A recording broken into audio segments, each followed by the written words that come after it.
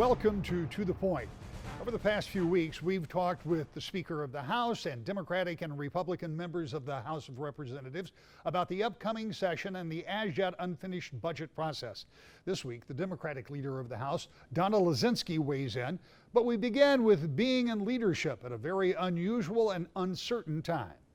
Madam Leader, I want to start somewhere a little different with you. This is only the second time we've talked. Yes. The first time was just after you had been selected leader. We were in the middle of a pandemic, and now here we are about 9 months later. So before we get to the priorities and budget and all of those things, tell me what it's been like to be leading a group in the House during this time of pandemic, because even the way you came into session was different. How often you came into session, all of those things were changing even as you were taking over a brand new role. Yeah, thank you for that question. It's something that I've had the chance to reflect on as we're returning now from our in-district work period and starting up again this fall. You know, a number of things have been historic. The pandemic is one of them. But I'm also the first female leader of a female majority Democratic caucus. So the 52 members that I'm honored to have received their support to be the Democratic leader, 27 are women and 25 members identify as Black or brown. And what that has meant in the context of the pandemic is really a deep understanding of so many perspectives across the state of Michigan, the different ways that people have been impacted, how they feel safe, how they are eager or need more information about whether or not they are going to move forward with vaccine, and then understanding the deep relief, the joy that was felt as folks have been vaccinated, have their kids returning to school full time, what that means for mothers and fathers, what it means for business owners, because I have them all in my caucus from every walk of life in the state. It's been a great privilege. One of the things that we know as school is getting back into full swing, my kids have been in for about 3 weeks, others have been in maybe for a week or so, and we're starting to see in some cases some upticks. So we know that it's not done. But we also know that things are a little bit better, and that's going to be reflected in the coming week. Well, it was in this session, but next week when you guys get back into session, that's going to be more normal, although I understand people still have the option of sitting in the gallery if they choose. Yes, so when we look at, across our caucus, we know that not every member of the legislature, frankly, has chosen to be vaccinated. I know on our side of the aisle, we have an extremely high percentage. Yet on both sides of the aisle, we have family members that we go home to. Some of us every night, some of us a little bit farther distance, a couple times a week. What we know is we want to come to work just like everyone else in our state, healthy, and go home to our loved ones healthy. And because of that, while you must be in the chamber to cast a vote, there are accommodations that are made to be socially distanced if you need to for yourself or for your family. One of the things that reporters seize on is friction, and there's been plenty of that over the past 18 months. However, the reality is, or at least my view of reality, and you will correct me if I'm wrong, is that Republicans and Democrats, away from my cameras and lights, very often get along much better than the perception is on the floor or in a public setting. First of all, weigh in on that perception and how that's played out during a pandemic when Republicans in the legislature and the administration have been very vocally, very publicly at odds, to put it kindly. Yes, and that is going to happen. This is a political environment, and that's never far from the scene as we're in Lansing. But I want to be clear, when we look at the work that we do, at least 85, sometimes 90% of the bills that we pass are on a bipartisan basis. And I will tell you, I have a short list of things that I was hoping to accomplish. As a Democratic leader, I have a 2-year term. And when I came into this chamber, my goal was to move the ball forward on making sure that every child who starts school ready to learn, because kids who start behind rarely end up ahead. And on a bipartisan basis, we were able to expand with Governor Whitmer preschool slots by 25,000 slots in our state, guarantee that every child has the opportunity to start school on a level playing field. That is a bipartisan accomplishment that we can be proud of. So yes, there are places that we don't easily come together. There are places where I want my Republican colleagues to be held accountable for their statements as elected officials as we move through the pandemic and bogus conspiracy theories around our election. but that doesn't stop us, each and every one of us, for working for the good of every Michigander. I want to ask more about what this process has been like, but you gave me a jumping off point there to talk a little bit about the expansion of early childhood education, because it isn't just about making more available, which is important, but it's also making it affordable, because in some cases people are just priced out of the market. Yep, absolutely. And so this program for 4-year-olds makes sure that anyone who is 250% of the poverty level has the opportunity to attend a Great Start Readiness program free of charge.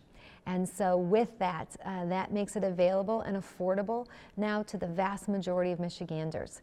I will say we still do have a challenge, Rick, and you're absolutely right. We have $1.1 billion from the December allocation under the Trump administration, passed on a bipartisan basis to help states. Michigan still has $1.1 billion in child care assistance sitting in DC. We need to bring that home now. We need families back to work. We need parents comfortable with their child care settings, and we need to continue to move our economy forward. I want to talk more about particularly the idea of getting people back to work and some of the importance there, and we'll do that. But I guess with all of the turmoil that we've talked about, with all of the differences in the way the operations have been here at the Capitol, is this what you expected going into it? Because I suspect it's a little hard to know what the job is until you're doing the job. Absolutely, absolutely. I am so grateful in my life that this is about kind of the fourth reinvention for me. I've been a professional management consultant. I've been a small business owner. I'm a legislator, and I am a mother. And none of those things have ever been what I thought that they would be. They all have, quite frankly, shared some characteristics. You know, heading into anything new, you come in with a degree of exuberance and excitement, and as that cliche goes, man makes plans and God laughs. I am so grateful to be serving with committed representatives here who have their eye on Michigan. And as we look, as you've mentioned, towards the ARP dollars, the idea of being able to make historic investment in the state of Michigan, it's an opportunity that I relish coming together on and really leaving a lasting impact on Michigan. And that I could not have expected to have that opportunity. One of the lasting impacts of COVID you identified a moment ago, and that's getting people back to work. And we know that that's a real issue. And it may be an issue that grows before it gets better because of several different factors. One of the things you talked about is getting child care. Well, that allows parents to go to jobs. So that's an important part of that. What else, and this may be in some of your priorities that we'll get to later, but what else can the legislature, or should the legislature be doing to try to make that return to work a little easier? Obviously, some people have concerns about being in close contact, and you can't fault them for that. Still, for their own economic good and the economic good of the state, I mean, at some point, people have to get back to work. Yeah. I couldn't be prouder than of the efforts that a number of our small businesses and large companies are making to ensure that employees can show up to work healthy and go home healthy. To ensure that their interactions in the office are set up in a way that is safe for them in manufacturing plants across our state. I think that some of the biggest places that we've seen difficulty are in our restaurant and hospitality industry. And that, quite frankly, is where you and I and all of Michigan have to take some responsibility for that. We know that our frontline workers, our folks who have shown up to work every day early in the pandemic, that are public facing, that interact with the public, have been under a tremendous amount of stress. They often haven't had the most positive interactions with customers who come into their stores or come into shops or come into restaurants. They are just like us. They want to wake up healthy, go to bed healthy, and have a healthy family. And so I am hopeful that as we provide the needed direct support to small businesses to keep them stable, that we are able to increase our vaccination rate so that folks can feel comfortable in every environment, that employees can go to work healthy and come home healthy. As we do all of that, we will be able to have folks ready to go back to work, ready to be at work, and to be healthy so we can grow our economy. Finally, in this segment, getting people vaccinated. The governor has tried. There was a lottery system of sorts to get people to get vaccinated. There have been any number of pleas from public health, sports stars, and anybody that you can enlist. Vaccination rate has not gone up dramatically. The president obviously has plans to try to enforce vaccination rules, but that probably goes through the courts before it finally gets implemented, if in fact it does. What more can you do to get people to get vaccinated? So this I've been very public on from the start. The words that elected officials use and the way we talk in public is a critical part of our responsibility as elected officials. And when any elected official around vaccines, around elections, around any number of areas propagates bogus and false conspiracy theories, undermines confidence in the clear science, the FDA-approved vaccination that we have ready, that is safe for people to use, it is a shame, and it sets us back. You know, I'm one of the last people, that last wave of smallpox vaccine recipients. I bear the scar on my arm, and my children don't bear that scar because we eradicated smallpox. Vaccines have been a part of how we keep our families, ourselves, and our community safe for decades. They are the revolution that has allowed us to move forward, and it is unconscionable when there are bogus and false conspiracy theories out there that keep people from being safe. You've heard them, I've heard them, the tragic stories of the 39-year-old, the mother of 5, the father of 6, the son, the daughter, who didn't get the vaccine and is now on their deathbed pleading for others in their family and in the state to get the vaccine. Shots in the arm are our best way to get our kids to school, to get back to work, and for us to return to normal life. Most of the legislators we've talked to over the past few weeks have been optimistic about getting a budget put together, which, by the way, has to be in place in less than 2 weeks. When we come back, hear the Democratic leader's take and why she thinks the timeline may be a little longer than some of her colleagues. Welcome back to the Point. The state constitution requires that a budget has to be in place at the beginning of the fiscal year, which is October 1st. While everyone we've talked with in Lansing believes such a base spending bill will be in place, that will not be the end of the process. Democratic leader Donna Lasinski. Let's talk a little bit about what's going to go on, what I perceive is going to go on this coming week. This will be the first time that everybody's kind of back to school for the legislature, and you've got some heavy lifting to do. But before we talk about what's going to happen, let's talk about the one spending bill that has been passed, because you certainly have a background and a passion for education. Yes. And the largest school aid fund ever, by far, I should point out, was passed before you guys went back to in-district. The governor signed it over on the west side of the state, and I have heard no one on either side of the aisle say that they thought that was a bad idea. The budget was done in time for the fiscal year for schools to start, and it addressed a lot of the shortfalls, a lot of those gaps that were exposed by COVID. So give me your take on that spending bill. I'm so proud that we as a chamber passed that bill with near unanimous support. As we look at that K-12 bill, that's really the model that we have to use looking forward. There is no longer zip code discrimination in the state. No matter where you live in the state, the promise of Prop A from 20 years ago, that we were going to raise all ships and that we were going to make sure that if you were in zip code over here or zip code over there, that you had the same per student funding. We have finally reached that after 20 years. We also recognize with this budget that so much of what we had stripped away from schools is essential. This budget allows the return of counselors. It's going to allow the return of arts and music to areas. It's going to allow the return of what we know to be a robust education that we had in place when Michigan used to be a top 10 education state.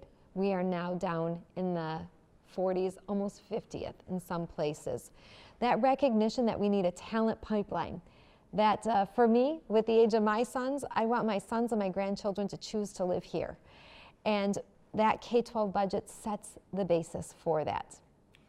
That kind of spending does all of the things that you just talked about.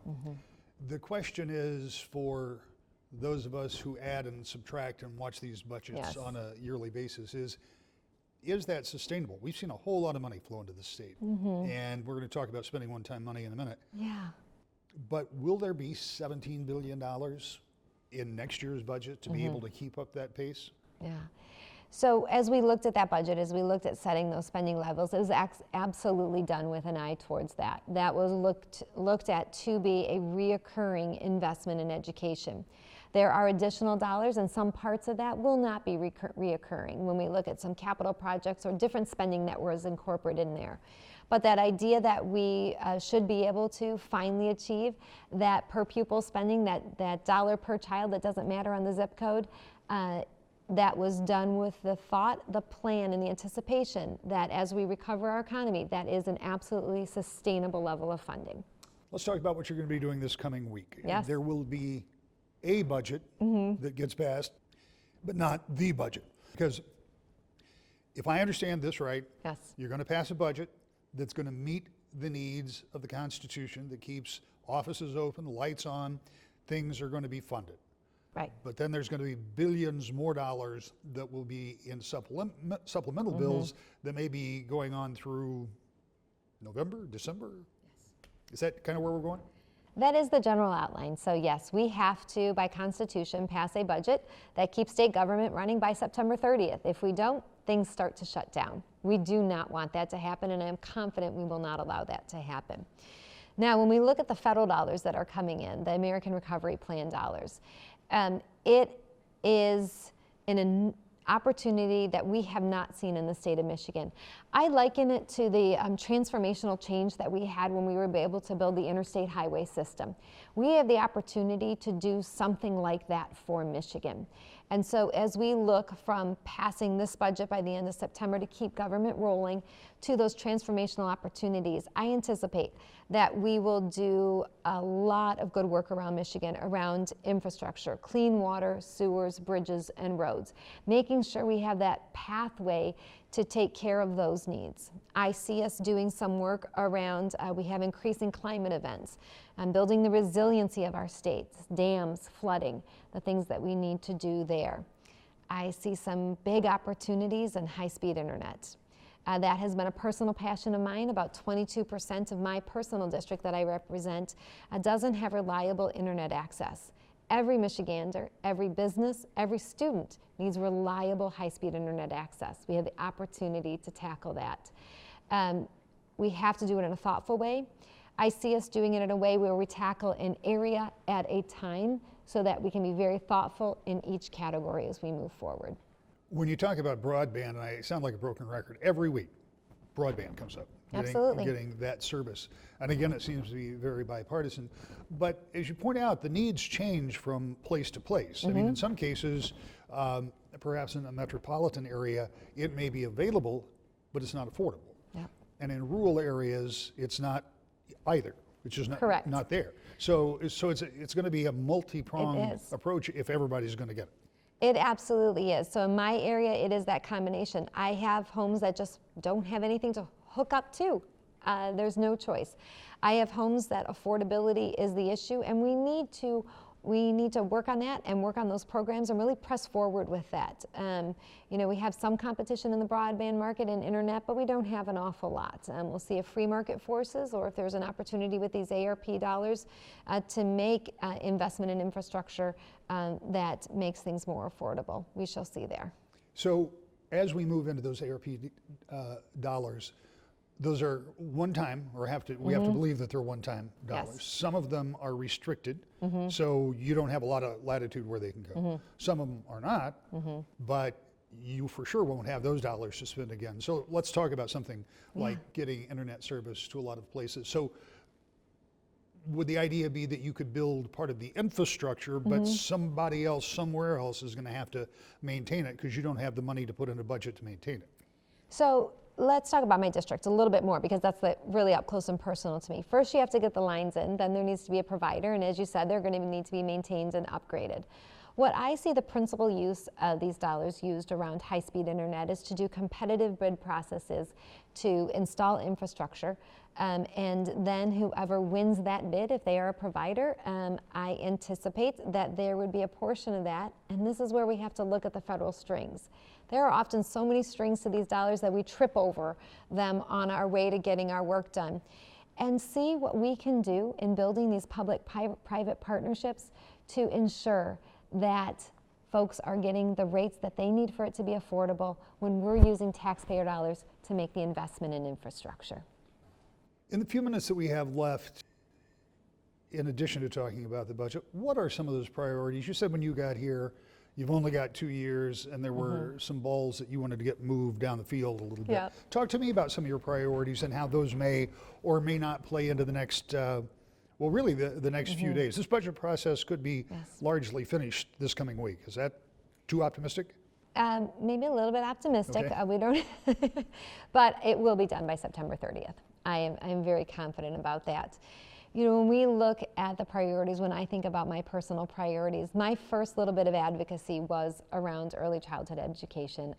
And I worked with the Snyder administration, I worked with the Granholm administration, and now under the Whitmer administration, we were able to accomplish it. I continue to believe that there is more opportunity around education investment for us to take advantage of. It has to be that we have continual access to clean water in the state of Michigan. We need to care for our water infrastructures, our lakes and others. Environmental cleanup has to be a part of the solution. Building our talent pipeline, Michiganders reaching their potential, and having everything they need to do that. It's a big set of priorities, but we have a big opportunity right here in Michigan right now. One of the things that the governor's talked about from time to time, and I'm not aware of the exact parameters of this, nor may you know but some of these dollars have a expiration date on them in the federal government. They've got to be spent or they just evaporate. Are you confident that the legislature can work together and get all of that money allocated before the long arm of Washington comes and pulls some of it back? You know, this is a difficult question for me because I have been so vocal about us needing to have a clean up or down vote to get these dollars out. Some of these dollars, we have a couple billion that are left from last December. I am losing confidence in some areas, particularly when we look at rental assistance and we look at mortgage assistance. We have small, rental homeowners, duplex owners who need to make the mortgage payments. If they get foreclosed on because the folks they are renting to can't make the payments, the renter loses their home and the small business owner loses their property. Those dollars, many of those dollars are still in DC because we allocated so late. We took the vote so late. We have to act with speed. So earlier you asked me, did I see us getting all this work done by December? I think it's imperative that we intensely work these federal dollars over the next 60 days. And when the new year begins, that we know what is being spent where. We've taken the vote, the dollars are on their way to Michigan, and we are at work January 1st.